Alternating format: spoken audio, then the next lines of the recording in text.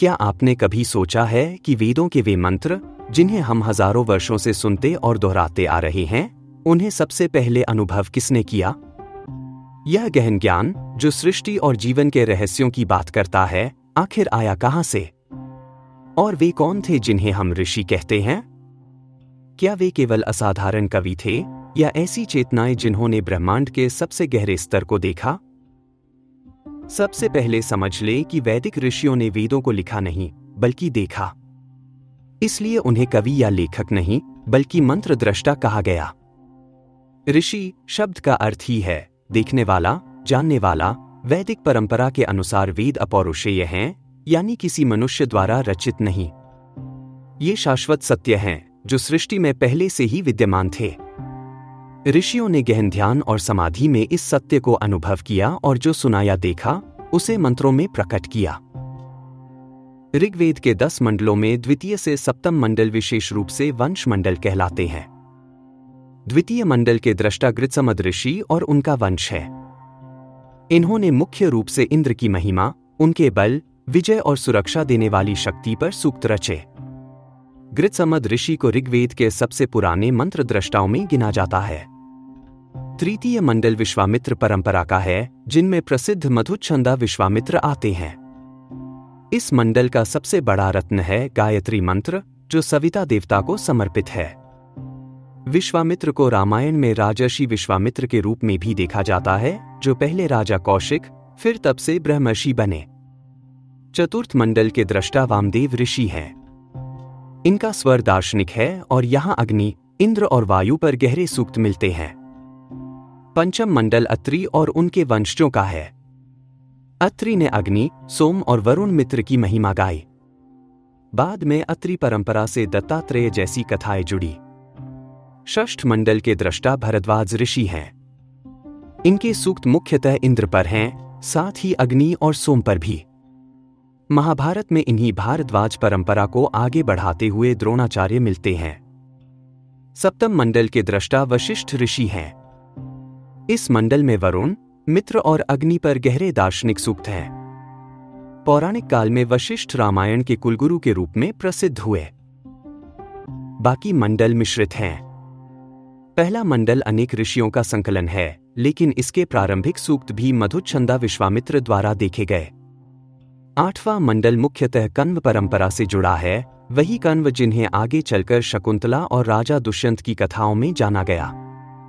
नौवां मंडल लगभग पूरी तरह सोम देवता को समर्पित है और इसमें विभिन्न ऋषियों ने यज्ञ में सोम रस के महत्व को गाया। 10वां मंडल दार्शनिक और रहस्यपूर्ण है। यही प्रसिद्ध हिरण्यगर्भ सूक्त मिलता है, जो सृष्टि के प्रथम कारण का वर्णन करता है, और नास्तीय सूक्त मिलता है, जो सृष्टि के रहस्य को उद्घाटित करता है। ऋग्वेद से बाहर भी अन्य वेदों में अलग ऋषि मिलते हैं। अथर्ववेद के दृष्टा अथर्वन और अंगिरस माने जाते हैं। इनके मंत्र औषधियों, रक्षा, शांति और गृहस्थ जीवन की प्रार्थनाओं से भरे हैं। यजुर्वेद में यज्ञ विधि और अनुष्ठान के मंत्र हैं और यहाँ वैशंपायन परंपरा का उल्लेख मिलता है।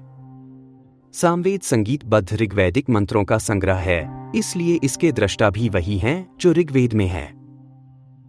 इन मुख्य परंपराओं के अलावा कुछ अन्य महान ऋषि भी वैदिक ज्ञान में योगदान करते हैं। अगस्त्य, जिन्होंने वैदिक संस्कृति को दक्षिण भारत तक पहुंचाया और अनेक सूक्तों में अग्नि, मित्र, वरुण का गुणगान किया। बृहस्पति, देवताओं के गुरु, जिन्होंने मंत्र शक्ति, ज्ञान और तर्क को प्रतिष्ठित किया। यहां ध्यान देने योग्य बात यह है कि बृहस्पति केवल मंत्र दृष्टा ऋषि ही नहीं, बल्कि स्वयं वैदिक देवता भी हैं। वे ऋग्वेद में मंत्रों, वाणी और यज्ञ के अधिष्ठाता के रूप में वर्णित हुए हैं। कई सूक्त ऐसे हैं जिनमें वे स्वयं अपने लिए भी मंत्र दृष्टा हैं, और कई जगह वे अन्य देवताओं, विशेषकर इंद्र और अग्नि, की स्तुति के भी दृष्टा हैं। शौनक, जो बाद में ब्राह्मण ग्रंथों और उपनिषदों के व्याख्याता बने और अथर्ववेद के ज्ञान के रक्षक माने गए। पराशर, जिनका नाम महाभारत में भी है और जिन्हें ज्योतिष, स्मृतियों और यज्ञ विधियों का गहन ज्ञाता कहा गया। महत्वपूर्ण यह है कि ये नाम केवल एक व्यक्ति के नहीं हैं, वे पूरी ऋषि परंपरा के प्रतीक हैं। उदाहरण के लिए विश्वामित्र नाम कई पीढ़ियों तक चला।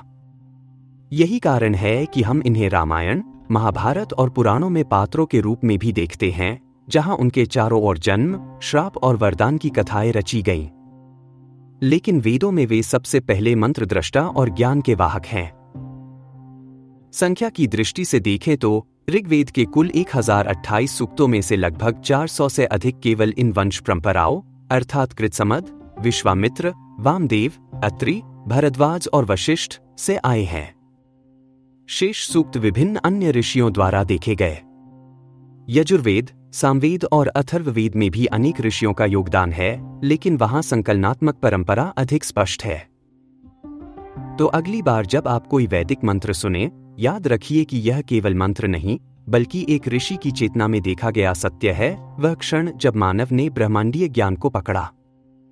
कृतसमद, विश्वामित्र, वामदेव, अत्रि, भरद्वाज, वशिष्ठ, कण्व, अगस्त्य, शौनक, पराशर, बृहस्पति और अनेक अन्य ऋषि, यही वे महापुरुष हैं जिनकी वजह से वेद आज भी सजीव हैं।